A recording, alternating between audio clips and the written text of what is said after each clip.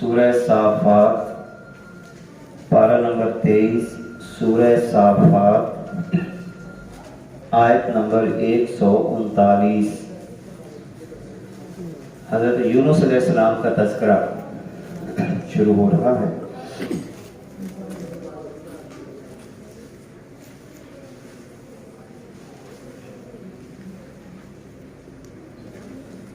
پارہ نمبر 23 سورہ صافات آیت نمبر 139۔ اعوذ باللہ من الشیطان الرجیم، بسم اللہ الرحمن الرحیم۔ وَإِنَّ يُونُسَ لَمِنَ الْمُرْسَلِينَ، بے شک یونس علیہ السلام بھی ضرور رسولوں میں سے تھے۔ اِذْ آبَقَ إِلَى الْفُلْكِ الْمَشْحُونِ، جس وقت انہوں نے دوڑ لگائی بھری ہوئی کشتی کی طرف۔ مشحون بھری ہوئی کشتی کو کہتے ہیں۔ اب دوران سفر جب سمندر میں جا رہے تھے یا دریا تھا، کوئی بھی چیز، تو کشتی ہچکولے کھانے لگ گئے۔ فَصَاحُمْ، لوگوں نے کرا ڈالا۔ فَكَانَ مِنَ الْمُدْحَضِينَ، تو کرے کے اوپر نام آیا حضرت یونس علیہ السلام کا۔ یہ واقعہ بھی اللہ کی مشیت کی، قدرت کی، اللہ کے نظام کی ایک بہت بڑی دلیل ہے، اور اللہ رب العزت مختلف انداز سے ہمیں سمجھاتا ہے۔ انبیاء ڈائریکٹ اللہ کے زیر تعلیم ہوتے ہیں، وہ کسی سے نہیں سیکھتے، اور رب ذوالجلال خود ان کی تربیت فرماتا ہے۔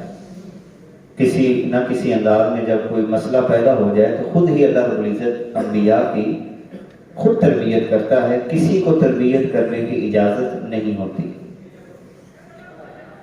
حضرت یونس علیہ السلام یوں سمجھ لیں کہ اللہ سے تھوڑا سا ناراض ہو گئے، اور بغیر اجازت کے ایک علاقہ چھوڑا۔ اللہ سے اجازت نہیں مانگی، اور اللہ کی اجازت کے بغیر ہجرت کے لیے چل پڑے کہ میں اب اس قوم کو چھوڑ دیتا ہوں۔ اب جیسے ہی آپ حضرت یونس علیہ السلام علاقے سے نکلے، اللہ کی اجازت نہیں لی، کشتی پہ سوار ہوئے، کشتی پہلے ہی بھری ہوئی تھی، کشتی ہچکولے کھانے لگ گئی، تو درمیان میں جتنے لوگ بیٹھے ہوئے تھے انہوں نے کہا کہ جب تک ایک بندہ یہاں سے نکلے گا نہیں، کشتی ٹھیک نہیں ہو سکتی۔ بلکہ بعض جگہوں پہ یہ لکھا ہوا ہے کوئی بھاگا ہوا ہے جو اس کشتی میں بیٹھا ہوا ہے۔ کرا ڈالا گیا، فیصلہ یہ ہوا کہ کرا ڈالا جائے، اور جس کے نام کا کرا نکلے گا اسے سمندر میں چھلانگ لگانی نہیں پڑے گی، تاکہ باقی سارے بچ جائیں۔ کرا ڈالا گیا، فَصَاحُمْ، انہوں نے کرا ڈالا۔ فَكَانَ مِنَ الْمُدْحَضِينَ، مدحد کہتے ہیں دھکیلے جانے والوں میں سے، نکالے جانے والوں میں سے۔ تو کرے کے اوپر نام آیا حضرت یونس علیہ السلام کا۔ اب فیصلہ ہو گیا کہ چھلانگ لگانی۔ حضرت یونس علیہ السلام کو سمندر میں چھلانگ لگانا پڑی۔ جیسے ہی حضرت یونس علیہ السلام نے سمندر میں چھلانگ لگائی، فَالْتَقَمَهُ الْحُوتُ، تو مچھلی نے حضرت یونس علیہ السلام کو نگل لیا۔ آگے مچھلی منہ کھولے ہوئے کھڑی۔ یونس علیہ السلام نے جب چھلانگ لگائی تو مچھلی اپنے پیٹ میں لے گئی۔ وَهُوَ مُلِيمٌ، اور اس وقت وہ ملامت میں تھے، یار یہ کیا ہو گیا میرے ساتھ، جیسے ہوتے نا کہ یہ عجیب واقعہ ہو گیا، میں تو نکلا تھا، کیونکہ قوم ستا رہی تھی۔ مسئلہ اصل میں پیچھے یہ تھا، یہاں پر ان لوگوں کے لیے سبق ہے جو قوم کے ستانے پر اللہ کے حکم کے بغیر چھوڑتے ہیں، لہذا اللہ رب العزت پھر ایسے لوگوں کو ایسے بھی سمجھاتا ہے۔ قوم ستا رہی تھی تو حضرت یونس علیہ السلام نے اللہ کی اجازت کے بغیر قوم کو چھوڑ دیا۔ اچھا مزے کی بات یہ ہے کہ جب یونس علیہ السلام ادھر چلے گئے، پیچھے سے قوم نے توبہ کر لی اور اللہ نے ان کی توبہ کو قبول کر لیا۔ یہ اللہ اپنی شان بے نیازی بھی یہاں پہ دکھاتا ہے، اور اصل میں سبق ہمارے لیے یہ ہے، اگر تم دین کا کام کرتے ہو، دعوت دیتے ہو، دائی بنتے ہو، تو یہ بھی کسی پہ احسان نہیں کرتے، اللہ تمہارے بغیر بھی اگر ہدایت دینا چاہے تو کسی کو دے سکتا ہے۔ یعنی اگر میں یہ سمجھوں کہ میری وجہ سے ہی یہ راہ راست پہ آئیں گے تو یہ درست نہیں ہے۔ آپ نے کوشش کرنی ہے، باقی راہ راست پہ جب اللہ چاہے گا وہ لے آئے گا۔ اب اس حوالے سے فَلَوْلَا أَنَّهُ كَانَ مِنَ الْمُسَبِّحِينَ، یعنی ایک ایک جملے میں کمال کی کیفیت بیان کی گئی ہے۔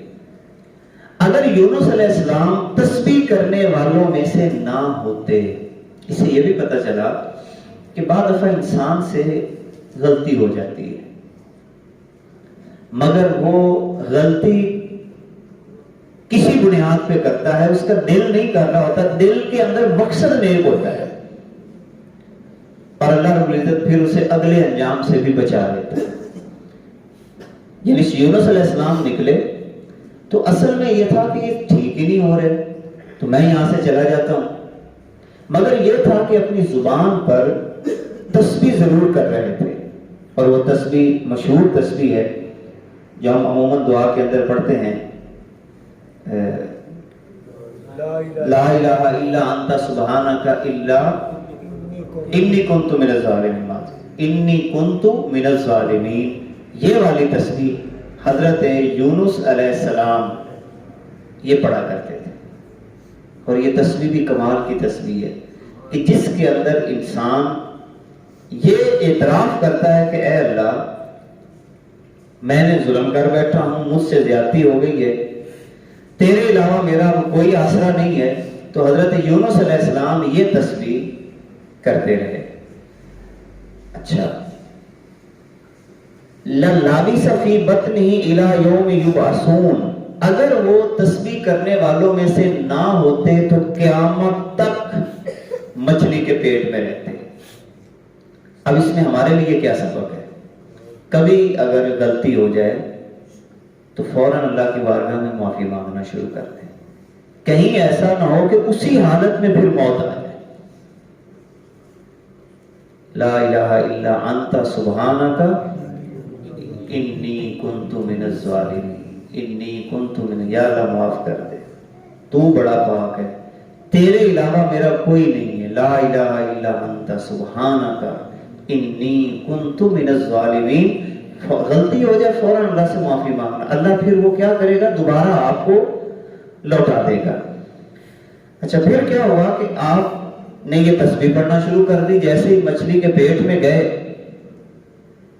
لا الہ الا انت سبحانک انی کنت من الظالمین، لا الہ الا انت سبحانک انی کنت من الظالمین۔ لہذا جب کوئی بندہ بھور میں پھنسا ہوا ہو تو یہ تسبیح بہترین علاج ہے۔ آپ نے دیکھا ہوگا بہت سارے لوگ یہ اپنے گھروں میں پڑھاتے ہیں، یہی آیت پڑھاتے ہیں۔ بہتر یہ ہے کہ انسان خود پڑھے، تعداد کوئی متعین نہیں ہے، ہمارے یہاں اگرچہ بعض لوگوں نے تعدادیں بیان کی ہیں، لیکن بہتر یہی ہے کہ آپ خود پڑھیں، خود اللہ سے معافی مانگ لیں۔ یعنی ایسا نہ ہو کہ آپ خود پڑھوا رہے ہوں لیکن اندر سے آپ اسی انداز میں رہیں، نہیں، اندر سے معافی مانگ لیں، اللہ آپ کے لیے آسان راستے ضرور بنا دے گا۔ پھر کیا ہوا، فَنَبَذْنَاهُ بِالْعَرَاءِ، پھر ہم نے ڈال دیا، مچھلی باہر آئی، اس نے حضرت یونس علیہ السلام کو نگل دیا، یعنی باہر اچھال دیا، بالارا، ارا کسے کہتے ہیں؟ بن گھاس والی زمین، جس کے اوپر گھاس نہیں تھا، چٹیل زمین پر پھینک دیا، وَهُوَ سقیم، اور بالکل آپ بیمار تھے، اتنے بیمار کہ جسم بالکل آپ مچھلی کے پیٹ میں، اور وہ بھی اوپر سے سمندر کا اتنا نمکین پانی، تو کیا کیفیت ہوگی، لیکن اللہ کا کرم ہوا، وَأَنبَتْنَا عَلَيْهِ شَجْرَةً مِّن يَقْطِينٍ، اور ہم نے اگا دیا حضرت یونس علیہ السلام کے پاس ایک کدو کا درخت، یعنی درخت سے مراد بیل، کدو کی بیل، یہ اللہ رب العزت نے حضرت یونس علیہ السلام کے پاس وہاں پہ پیدا کر دیا۔ اب دیکھیں، اس سے پتا چلا کہ اللہ پھر راستے خود بناتا چلا جائے، بس ہمارا پھر کام کیا ہوا؟ معافی مانگنا، ہم معافی مانگتے رہیں، جھک جائیں، اور اللہ سارے انتظام پھر مصیبت سے بھی باہر نکال دے گا، اور پھر اگلے زندگی کے مراحل بھی کیا کر دے گا؟ اللہ ٹھیک کر دے گا۔ تو کدو کا درخت بیل اللہ نے وہاں پر پیدا کر دی، پھر کیا ہوا کہ آپ نے اس کو کھایا، اللہ رب العزت نے فوراً آپ کے جسم کو تر و تازہ کر دیا۔ اسی لیے بعض حکماء کدو کے فوائد کہ دیکھیں، قرآن کی کوئی بات حکمت سے خالی نہیں ہوتی، لہذا شدید بیماری کی صورت میں یا ایسی پوزیشن آ جائے تو طبی حوالے سے کدو بہترین علاج ہے، مگر اس کو سادہ انداز میں کھایا جائے، یعنی ہم تو مرچ مسالے پھر ڈال لیتے ہیں نا، جو ہمارے معدے کو پھر اور جا کے خراب کریں گے۔ کدو کو کرش کر کے یا جس انداز ابال کر، صرف ابال کر اس کو بس پھر ویسے استعمال کیا جائے، یہ ہوگا اس کا اصل علاج۔ یا اگر کوئی کچا بھی کھانا چاہے تو کھا سکتا ہے، لیکن آج کل چونکہ سپرے وغیرہ یا اس طرح کی چیزیں ہوتی ہیں، لہذا ابال لیا جائے تو وہ زیادہ بہتر ہے۔ ابال کر اگر اس کو استعمال کیا جائے تو اس طرح کی بیماریوں میں، خاص طور پہ جب انسان نحیف ہو جاتا ہے، کمزور ہو جاتا ہے، معدے کی مضبوطی کے لیے کدو کا علاج سب سے بہترین ہے۔ پھر اس کے بعد کیا ہوا؟ وَأَرْسَلْنَاهُ إِلَىٰ مِائَةِ أَلْفٍ، اللہ رب العزت نے 1,00,000 آدمی بھیج دیا۔ اب ہوا اصل میں یہ تھا کہ ادھر سے حضرت یونس علیہ السلام ان سے ناراض ہو کے نکل پڑے، قوم سے اللہ سے اجازت نہیں لی تھی، تو اللہ رب العزت نے آپ کو یہ منظر بھی دکھا دیا کہ میری اجازت کے بغیر جو چلو گے تو پھر یہ بھی حالات سامنے آ سکتے ہیں۔ مگر حضرت یونس علیہ السلام نے فوراً اللہ کی بارگاہ میں توبہ اور استغفار کر لی، اللہ نے اس حالت سے بھی نکالا۔ پیچھے سے قوم کو بھی احساس ہو گیا، یار چنگا بندہ ایسے ناراض کر بیٹھے۔ اب وہ ڈھونڈنے لگے حضرت یونس علیہ السلام، ادھر سے وہ وقفہ پورا ہوا، حضرت یونس علیہ السلام باہر آئے، صحت مند ہوئے، تو اللہ فرماتا ہے ہم نے بھیجے ان کی طرف 1,00,000 آدمی، 1,00,000 آدمی بھیجے، او یزیدون، یا اس سے بھی زیادہ تھے۔ فآمنوا، ساروں نے آ کر ایمان قبول کر لیا، ساروں نے آ کے مین نقطہ جو سمجھنے والا، قرآن کا واقعہ کو میں نے پہلے بھی کئی دفعہ عرض کیا، بطور واقعہ تو ہم نے نہیں لینا نا، یہ تو ہو گیا جو ہونا تھا، ہمارے لیے ایک سبق ہے۔ نمبر 1 تو اللہ کے حکم کے بغیر کوئی قدم نہیں اٹھانا۔ نمبر 2، اگر کوئی اللہ کے حکم کے بغیر قدم بڑھا رہے ہیں، حالات کی تنگی محسوس کر رہے ہیں، تو فوراً اللہ کی بارگاہ میں توبہ اور استغفار۔ اور اگر کسی سے ناراض ہوئے ہیں اور ناراضگی بھی اللہ کی اجازت کے بغیر ہے، فوراً وہ بھی اللہ کی بارگاہ میں توبہ اور استغفار کریں، وہ ناراض شدہ بندہ بھی آپ سے ملنے کے لیے آ جائے گا۔ یہی وجہ ہے کہ بعض روایات میں یہ جو استغفار ہے، توبہ ہے، اس کی اتنی فضیلت ہے کہ ہر کام کا علاج اسی کو بیان کیا گیا ہے۔ ہر کام کا علاج. رزق کی تنگی ہو تو اللہ سے معافی مانگنا شروع کر دیں. اولاد نہ ہو رہی ہو اللہ سے معافی مانگنا شروع کر دیں. بارش نہ ہو رہی ہو اللہ سے معافی مانگنا شروع کر دیں.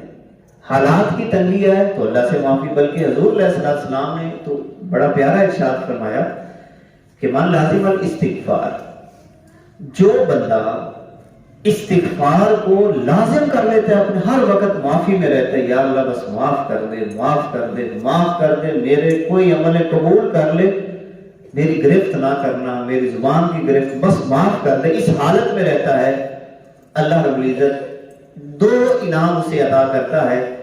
غیب کے خزانوں سے رزق اسے عطا کرتا ہے، اور ہر تنگی اور مصیبت سے اس کے لیے کوئی نہ کوئی راستہ نکال دیتا ہے. یہ لازم کر لیں اپنے اوپر، ہر وقت اللہ سے معافی طلب کرتے رہیں. کسی سے کوئی زیادتی ہوگی تو اس سے معافی مانگ لیں، بہترین علاج ہے.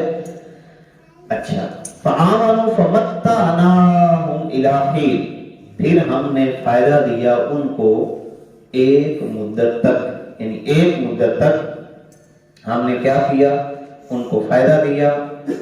قوم حضرت یونس علیہ السلام کے پاس آ گئی، توبہ اور استغفار کی، نیک بن کے رہے.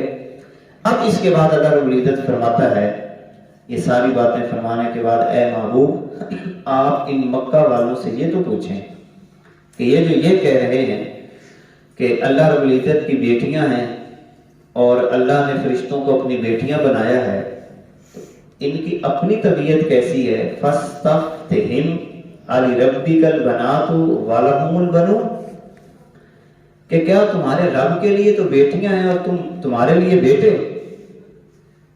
ام خلقنا الملائکۃ اناثا وهم شاہدون، یا جب اللہ فرشتوں کو بنا رہا تھا، اس نے تخلیق کیا ہے فرشتوں کو، تو کیا ان کو پتا تھا کہ اللہ نے ان کو مؤنث بنایا ہے؟ کیا یہ اس وقت دیکھ رہے تھے؟ اس کو کہتے ہیں اٹکل پچو. اس کے لیے لفظ استعمال پرانی اردو میں ہوتا ہے اٹکل پچو، یعنی کیا سرائیاں، یعنی بیٹھے بٹھائے کیا سرائیاں کرنا. قیاس آرائیوں سے بھی اللہ نے ہمیں منع کیا ہے. قرآن میں کہا ہے نا سورہ حجرات میں، زن سے بچو، زن سے بچو.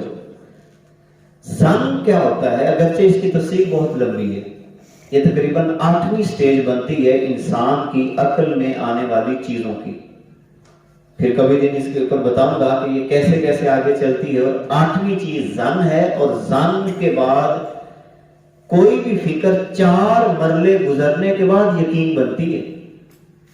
اور ہماری صورتحال یہ ہے، زن سے نچلا درجہ شک کا ہے، شک کے نچلا درجہ وہم کا ہے، ہم تو وہاں پر بھی یقین کر لیتے ہیں. یعنی یقین تو بڑی دور کی بات ہے نا. اور زن کے اگرچہ اس کے اندر کچھ نہ کچھ سچ بھی شامل ہوتا ہے، لیکن اللہ اس سے بھی منع کرا رہا ہے. لیکن ہم وہم پہ بھی کرتے ہیں. یہ کیسے؟ جیسے ہمارے یہاں الو بیٹھ گیا تو نقصان ہوگا، بلی راستے سے گزر گئی تو نقصان ہوگا، پیچھے سے کسی نے آواز دے دی تو نقصان ہوگا، پہلا گاہ ادھار والا آ گیا تو نقصان ہوگا، اس دن سفر کا مہینہ آ گیا، فلاں مہینے میں یہ ہو جائے گا، شادیاں نہ کرو تو یہ ہو جائے گا. اچھا، جو لوگ سفر میں شادیاں عموماً نہیں کرتے اس ڈر کی وجہ سے، انہی کے گھروں میں زیادہ لڑائیاں ہو رہی ہوتی، تو وہ اب سفر کا قصور ہے یا کسی اور مہینے؟ قصور سارا تربیت کو ہوتا ہے. تو اصل ہے وہم یہ بری چیز ہے.